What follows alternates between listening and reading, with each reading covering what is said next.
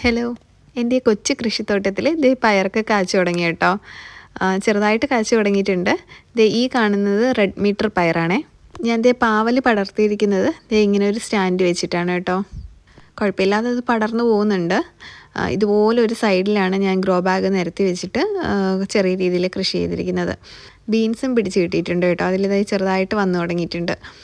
പിന്നെ ദേ ഈ കാണുന്നത് ക്യാപ്സിക്കമാണ്. ഞാനൊരു 3-4 ക്യാപ്സിക്കം നട്ടിട്ടുണ്ട്, ഗ്രീൻ കളറിൻ്റെ.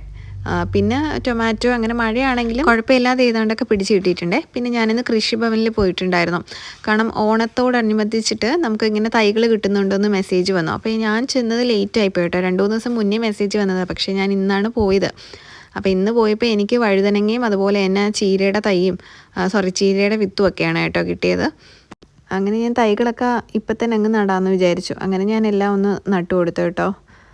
വീഡിയോ ഇഷ്ടമായെന്ന് വിചാരിക്കണം. അപ്പോൾ ശരി, മറ്റൊരു നല്ല വീഡിയോയുമായി കാണാം. Thanks for watching. ബൈ.